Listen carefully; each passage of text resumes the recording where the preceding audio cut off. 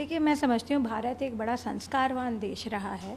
हमने अपनी महिलाओं के लिए, बेटियों के लिए, हमारे भारत में एक बहुत विशेष स्थान है। महिलाओं की देवी स्वरूप पूजन होता है यहाँ पर।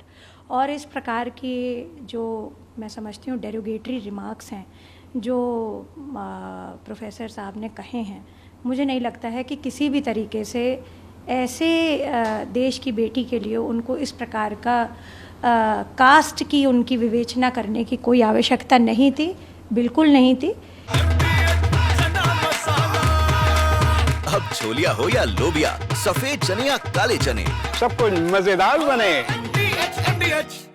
क्योंकि उस बच्ची ने, उस भारत की बेटी ने तब हमारे सभी लोगों का, सिर्फ महिलाओं का नहीं अपितु पूरे भारतवर्ष को लीड किया ऑपरेशन सिंदूर में। मैं समझती हूँ ऐसी हमारी जो बेटियां होती हैं, हमारी छाती बड़ी गर्व से भर जाती है कि हम ऐसे बच्चों के जो है बारे में ऐसे डेरोगेटरी रिमार्क्स अगर देंगे तो भारत के अन्य महिलाएं क्या सोचेंगे, अन्य जो है बेटियां क्या सोचेंगे। वो संबल के रूप में है, एक प्रतीकात्मक चिन्ह है शौर्य का। तो मैं समझती हूँ कि ये बहुत गलत बात है। उनकी पार्टी को, इंडी गठबंधन को, उनको स्वयं को इस पर किसी प्रकार की सफाई ना देते हुए सीधा सीधा माफ़ी मांगनी चाहिए। I think there should be no need कि उनको किसी भी तरीके का कास्ट बेस्ड पॉलिटिक्स या उनको इस तरीके की कास्टिस्ट रिमार्क्स देना चाहिए था।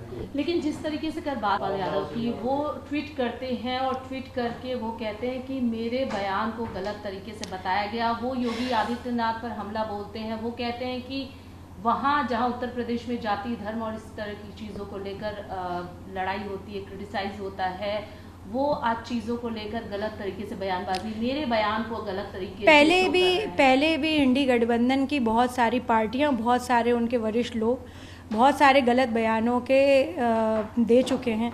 बाद में बहुत ज़्यादा उस पर लीपा पोती करने से कोई फ़ायदा नहीं होता है।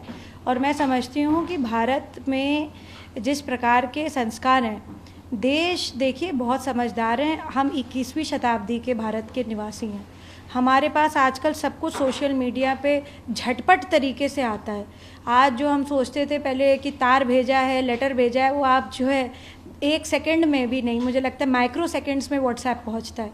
We are living in the digital world, we are living in the digital age. ये आइस एज है, इंफॉर्मेशन, कम्युनिकेशन और एंटरटेनमेंट की एज है। ये हम कैसे सोच भी सकते हैं कि तोड़ मरोड़ करके किसी ने किसी का बयान दिया, साफ साफ उसमें दिख रहा है उन्होंने क्या बोला है। और ऐसे रिमार्क्स के लिए उनको किसी प्रकार की सफाई देने की आवश्यकता नहीं। वरिष्ठ हैं, वो खुद माफ़ी मांग लेनी चाहिए उनको। Is a seasoned politician. इस तरीके की पहले मुझे नहीं पता उनके कौन से सलाहकार थे जो उनको इस तरीके का बयान देने पे उनकी क्या मजबूरी रही होगी।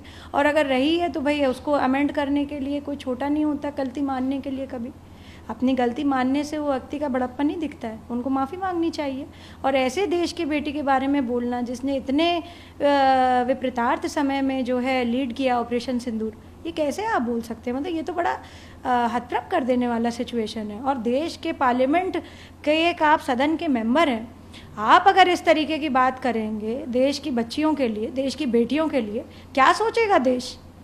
तो मैं समझती हूँ उनको माफ़ी मांगनी चाहिए। ये है सीक्रेट रेसिपी एमडीएच का जीरा सिर्फ जलजीरा मसाला। सिप सिप जीरा सिप MDH का जलजीरा जीरा सिप जीरा सिप MDH का जलजीरा जीरा सिप।